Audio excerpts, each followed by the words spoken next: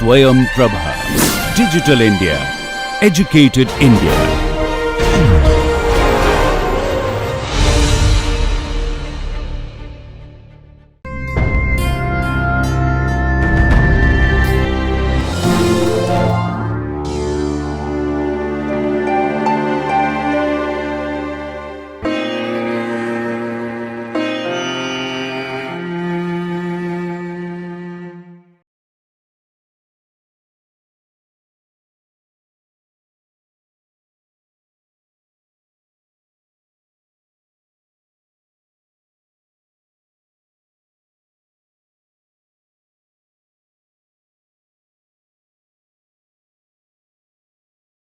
Welcome, dear students. So today, myself, Dr. Ajay Similty from Department of Pharmaceutical Sciences, HNB Garhwal University, which is the Central University in Srinagar, Garhwal, Uttarakhand, welcome you in our second lecture on drying technology.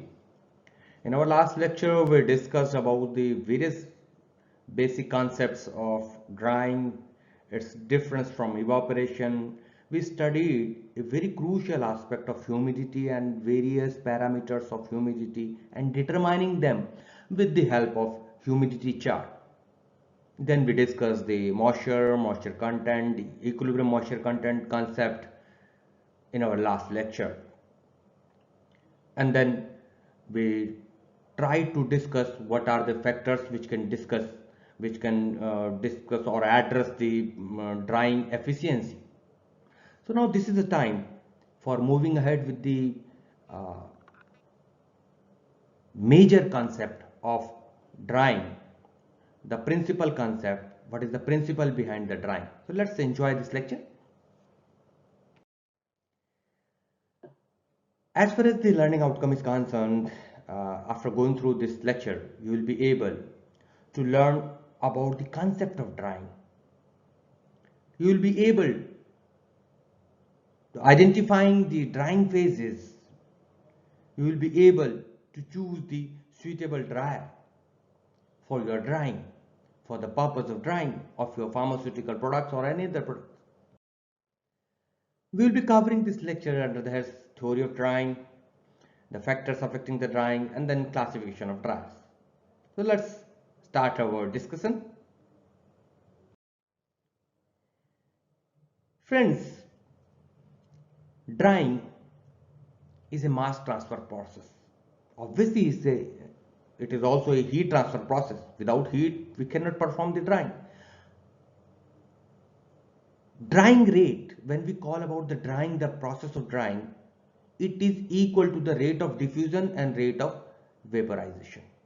What is happening? You might have seen in your plus 2 standard when we were discussing, when you might have studied about the colligative properties, you might have seen that when we are heating a particular component, okay, when we are giving the heat, in the case of evaporation, without below the boiling point, the maximum kinetic energy molecule tends to move to vapor phase. Okay, that is evaporation. But in case of boiling, or you can say in drying purpose, what we are doing, that when we are giving the heat, we are giving the heat, and this heat, whatever the heat we are providing, it is actually giving the energy to the molecules.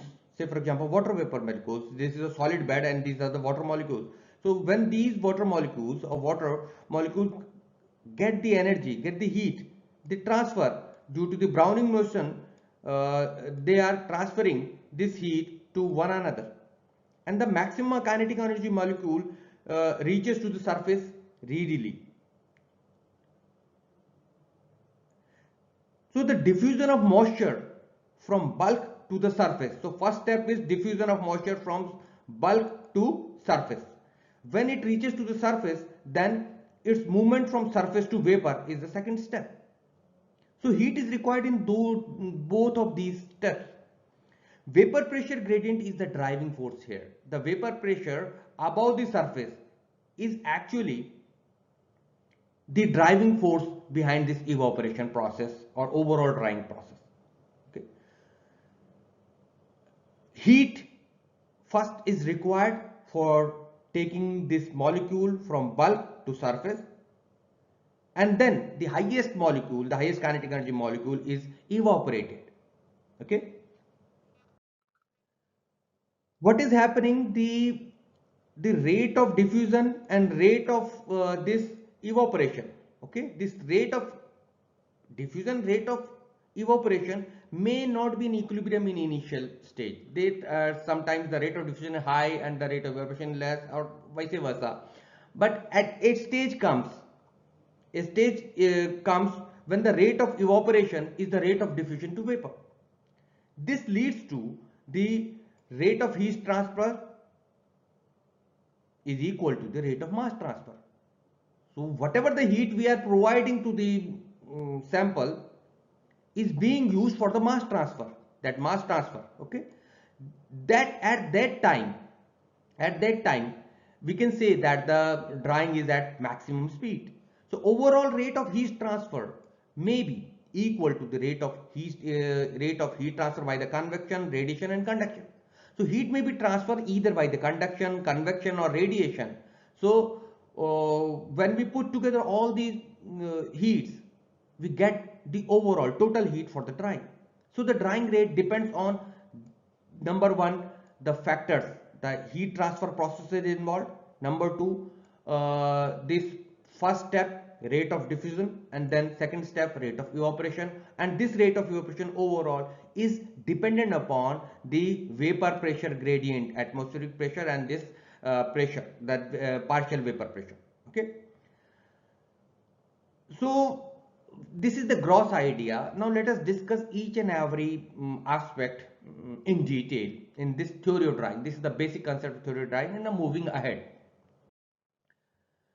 The drying curves define the theory of drying. Overall process of drying is divided into 4 phases. Phase 1 is initial adjustment period. Phase 2, constant rate period. Phase 3, first falling rate period, and phase 4 is the second falling rate period. So these are 4 phases of drying. Let's see all the phases. What is the fundamental behind the of categorizing the overall process, or classifying the overall process in these 4 phases? Okay. What is happening that when we draw, this is one of the curve we will be discussing the curve when we in y-axis drying rate and in x-axis moisture content is there. What is happening that there is the initial Tyson phase is there. When a wet solid is first placed in a drying oven, it begins to absorb heat and increase. There is an increase in temperature. At the same time, the moisture begins evaporating. Okay, and thus it tends to cool that, because when it is evaporating, it is cooling the surface. Okay, because the maximum kinetic molecule has been evaporated off, so the if energy has been lost, obviously the temperature is reduced. So the cooling is the heating and cooling. It all together it is done. So until the surface temperature is stabilized, this is done. So at a stage, then there comes a stage when the heat of that rate of diffusion and rate of evaporation becomes equal. The temperature is stabilized at constant rate period. At this constant rate period, where the temperature is stabilized and it remains constant as long as there is a film of moisture remaining at the surface of the drying. So in this phase, in the second phase, the moisture evaporating from the surface is replaced immediately by the water diffusing from the interior of the solid at a rate equal to the rate of evaporation. So what is happening? The rate of evaporation is equal to the rate of diffusion. So whatever is being evaporated is being replaced by the water which is coming out from the bulk to the surface. So this is the equivalent equilibrium stage, you can say, in the drying. And here the rate of drying is constant, and that's why it is called constant rate period. At this time, the surface is always wet. Okay, and external heat mass transfer is the rate controlling step here in this stage. Now moving to the next stage. What happens when the stage comes when the uh, drying rate starts going down? Okay, it begins falling. Here particle surfaces are partially wet. Okay, what is happening? There is a lack of liquid at the surface, so particles are not wet there. So that's why what is happening, that rate of evaporation and rate of diffusion is not equal now in this stage. That's why the rate of drying goes down, and this is called falling rate period. This is called the starting of the falling rate period. Okay, so you can say that drying patch, this patch begins to appear at this moment in these stages. There may be stages that the surface no longer remains always wet with the film of the liquid. There is internal heat mass transfer, that is the rate controlling step. As we can see that the crust formation is there and the overall the uneven liquid may be there on the surface. Then comes the in continuous falling rate period, again a steep a next stage, next falling rate period comes, that is called second falling rate period. In this stage also the dry spot become more in numbers and particle surface is dry now. At the end of this stage, particle surface is completely dry, and the last point, at the last of this stage, the drying rate becomes 0. Okay, so we can say that now we are observing the some important milestone or points in this curve. First is critical moisture content. Critical moisture content. How will it define? The moisture content at which the drying rate first begins to drop under the constant drying period. It means it is the end point of constant drying rate period, constant rate of drying. That is CMC. The moisture content at this last stage of constant rate period is called CMC. At this point, the surface water is no longer replaced at the rate fast enough to maintain a continuous film. So dry spot begins to appear and the rate of drying begins to fall off. The moisture content at which this occurs is called as critical moisture content, CMC. It is the most important parameter in the process of drying. And after this point, the number and the areas of the dry spots at this stage, at this, you can see here, at this stage, number and the area of dry spots begins to, the dry spot continuously grow as number as well as in area, and the rate of drying falls steadily. This time is called first falling rate period. Okay. In the next step, at the end of first falling rate period, there is another point, that is called second critical point. This second critical point is at this spot the film of surface water is completely evaporated, and there are no and the rate of drying depends on the rate of diffusion of moisture to the surface of solid. Okay, now here it is only dependent on the rate of diffusion, because the evaporation, for evaporation there is no more liquid is remaining here at this point. Okay, so dry spot begins to appear and the rate of drying here at the second rate period is there is in this critical point. After this, the first falling rate period, at the end of first falling rate period, the second critical point is there, and the second falling rate starts after this point. Okay, at this point there are no liquid film, there is no film of liquid over the surface, completely dry. So this is called second critical point.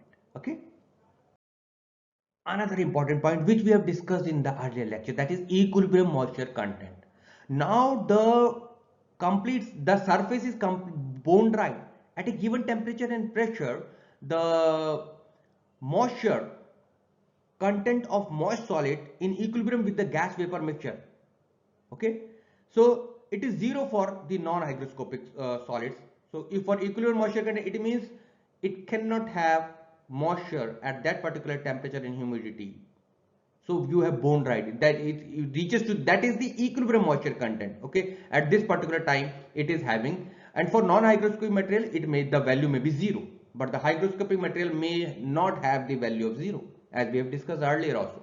So equilibrium moisture content is a kind of moisture, is a level of moisture which a particular substance on a particular temperature and humidity has a tendency to achieve at the normal temperature and condition, normal temperature and humidity condition.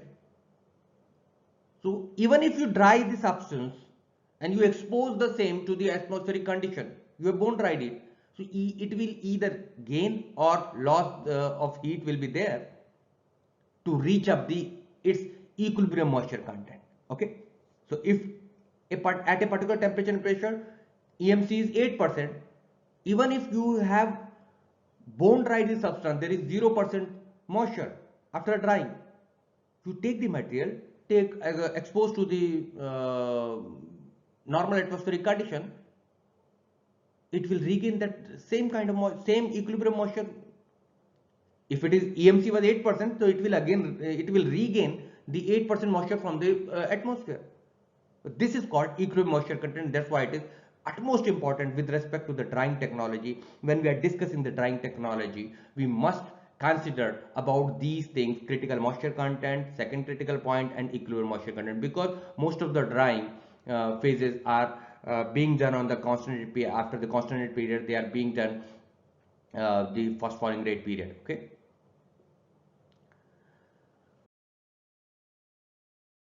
So let me summarize or the 4 phases.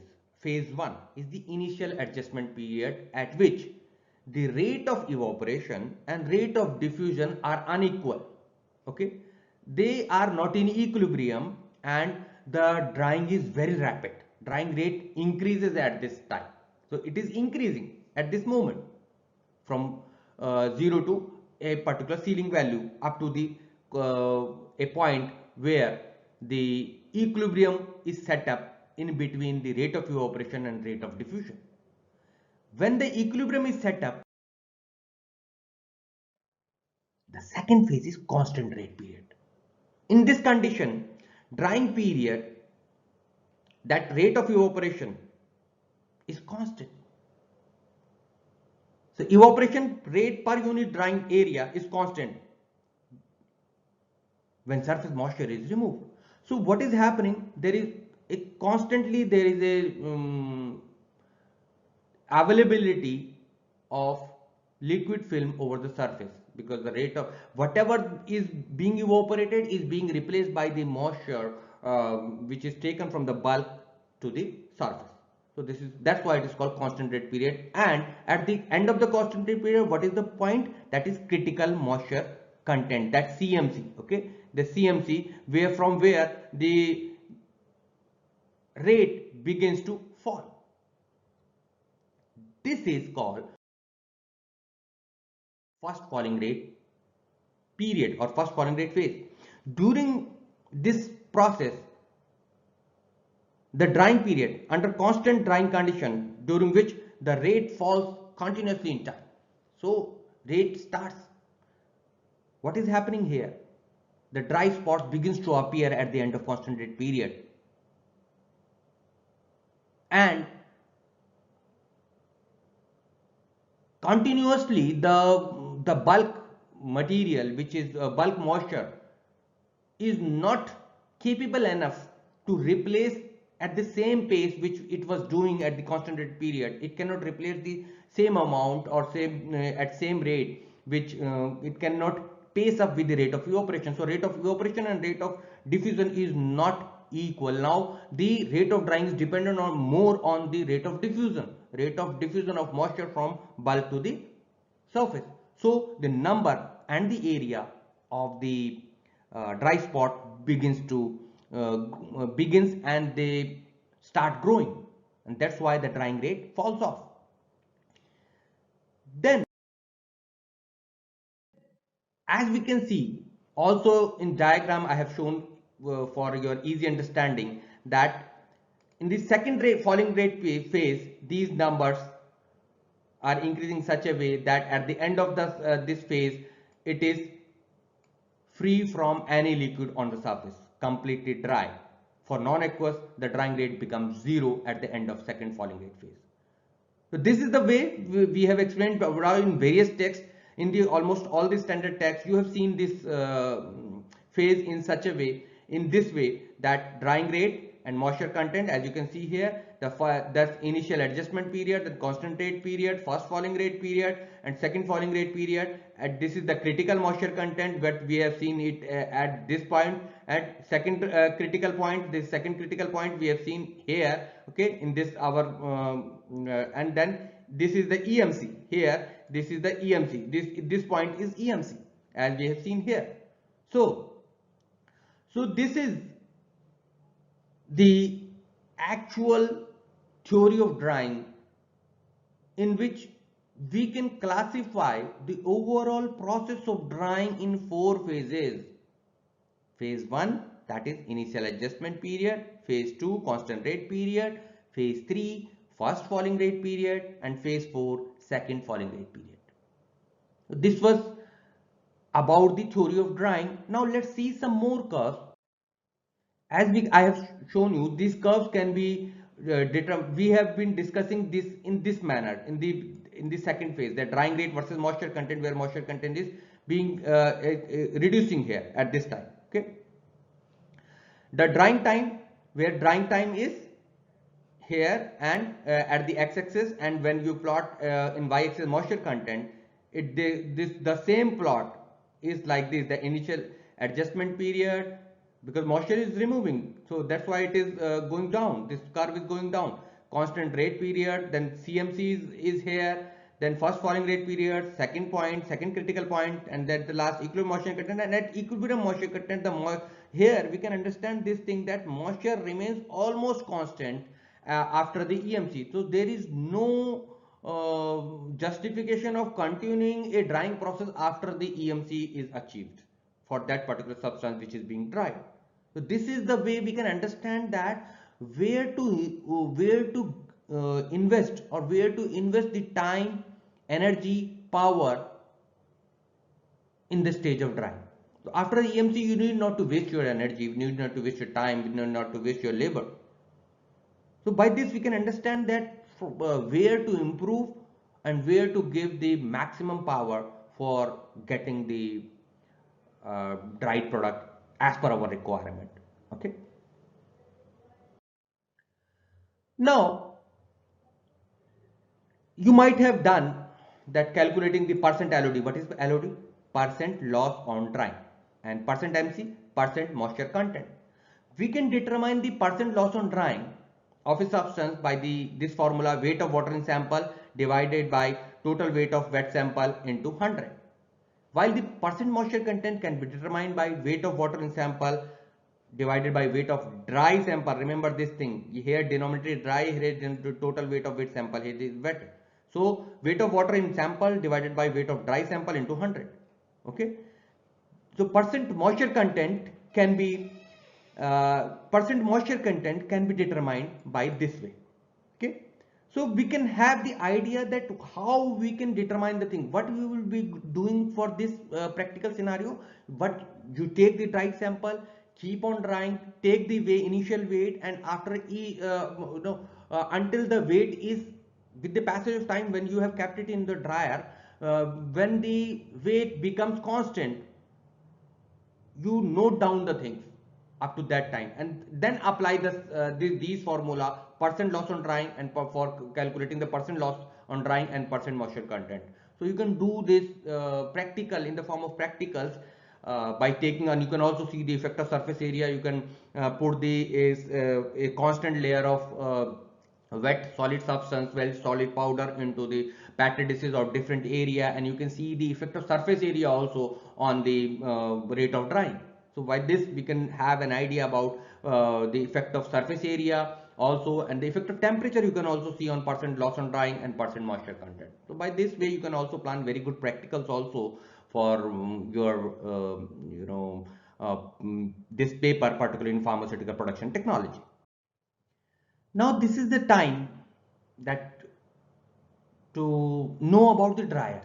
How we can classify the dryers? We have discussed the drying, the various phases of drying. Now it is turn to see how we can classify the dryers. On the basis of these drying concept, basically these different dryers are planned. So we can classify the dryer majorly on the basis of number one, dosage forms, on the basis of heat transfer, and on the basis of solid handling. So we are going to just see the how we can classify the dryer, though we will not be able to explain each and every dryer. We will be focusing to 2-3 major dryers in our next lectures, which are pertinent to our syllabi of pharmaceutical production technology. So let's see the classification. Let's take the first classification on the basis of dosage form. For dilute solution in suspensions, drum dryers, that are also called film dryers, and then spray dryer. For solid powder, compartment or tray or shelf dryer, tunnel dryer, rotary dryer, vacuum oven, fluidized bed dryer, FBD. It is one of the most important dryer. Okay. For liquid and solid both, freeze dryer, IR lamps, electric rods, gas heated panels, this we can do. So spray dryer, fluidized bed dryer, and the freeze dryer, fluidized bed dryer, and spray dryer. These are the three most important dryers which you must be aware of about each and every aspect of these dryers, because they are the one of the you can say most widely used pharmaceutical dryers. So let's go for discussing next type of classification of dryers. On the basis of heat transfer, as we know, heat is transferred by three methods: convection, conduction, and radiation. So obviously on the basis of these three types, dryers can be classified. But for the convection dryers, the drum dryer or film dryer, spray dryer, compartment tray dryer, okay, tunnel dryer, rotary dryer, vacuum dryer, fluidized bed dryer. While conduction dryers include the vacuum oven. However, some kind of radiation dryers are also available: IR lamps, electric rods, gas heated panels. These are the radiation dryers in which the heat is transferred through the radiation mode, okay, either with the IR or the electric radiation, okay. Or the mixed one may be the freeze dryer. Freeze dryer involve the conduction and radiation. However, some kind of mixed mixed drying or mixed heat transfer are also possible in other dryers, especially you can say in the compartment dryers. Also the some heat is transferred through the conduction, and some is by the convection. However, you can say then almost in each and every dryer, one method may be major, but the other methods are also involved, okay, for the heat transfer. So we have classified in gross that what is the major method of heat transfer for these dryers. It is not like that it is other kind of heat transfer not at all present. You know very well that everywhere the heat is transferred by all the methods. One or two methods may be predominant, okay. Now moving to the next classification. On the basis of solid handling, on the basis of how we handle the solid, so we can classify materials not agitated, which are called static bed dryer, and then materials agitated. Materials not agitated like static bed dryer can be of batch type or continuous type, while the materials agitated, it may be moving bed dryer, fluidized bed dryer, and pneumatic dryers or continuous type. So agitated may be classified into moving bed dryer, fluidized bed dryer, and pneumatic dryer. Now in the first one you take with this, in the static bed dryer, the best type are tray and track dryers, vacuum shelf dryers, and the freeze dryer. So these are the batch type in which materials are not agitated. The material means the substance which are to be dried. They are not agitated. They are static bed dryer. The bed of substance is static here. So that's why these are the best type static bed dryer. Now the continuous dryer, continuous type, Tunnel dryers are continuous one, okay, in which the component is coming continuously and being dried and then being exited, it is exit from the next part. Then the conveyor dryers, drum dryers, these are the continuous type of dryers. Now moving to moving bed dryers, in which the materials are being agitated. We are agitating the materials here in this type of dryer. So in batch type, vacuum tumble and pan vacuum tumble dryer, vacuum dryer, tumble dryer and pan dryer may be there. Continuous type, in the continuous type there may be rotary dryer, turbo tray, vibrating conveyor, tower and cascade, and screw conveyor, and so on. I have just enumerated a few one for the continuous one. Now moving to the fluidized bed dryer, you know it very well. They may be batch type vertical fluidized bed dryer (FBDs), or the continuous type. They may be horizontal with horizontal vibrating conveyor. Now these are some of the further readings which I recommend for this particular topic. So friends, we have discussed the drying. Now let us summarize the things. Drying is a mass transfer process. We have discussed for drying rate is equal to the rate of diffusion plus rate of evaporation. When these rate of diffusion and rate of evaporation becomes in equilibrium, then the drying is in equilibrium, and overall at the later stages the drying is determined only by the rate of diffusion, which we explained with the help of 4 phases of drying. Theory of drying states that there are 4 phases. Initial adjustment period, when it is trying to adjust the rate of heat transfer and rate of diffusion. Rate of evaporation and rate of diffusion are trying to be in equilibrium. They are not in equilibrium, and it is drying rate is steadily increasing. Then it becomes constant at the constant rate period, in which they are in equilibrium. There is a constant film over the surface, and at the end of this critical moisture content, where the blisters starts to appear, the patches, the dry patches start to appear, and the first falling rate appear, and the drying rate falls off. At the end of this, you have seen the second critical point. After that, second falling rate period, which ends at the equilibrium moisture content, which is unique for a particular substance at a particular temperature and humidity, and we must consider this equilibrium moisture content for selection of dryers and for selection of the controlling parameters and variables of the drying in the drying technology or all the drying process. For non-aqueous, we know that for EMC, EMC will be 0. So after the EMC, if you continue the drying, there is not going to be any change, especially for the non-aqueous solvent. There is no going to be any change, or you can say flat curve on the drying curve you will be seeing. So these are the 4 phases of drying. After that, we have also seen what are the factors which are affecting the drying. Along with that at which time the heat should be given, at which time we have seen the drying is maximum, drying rate at which the drying rate is high, the special efforts are needed in the later stages when the traces of moisture is being removed in the first falling rate and second falling rate period.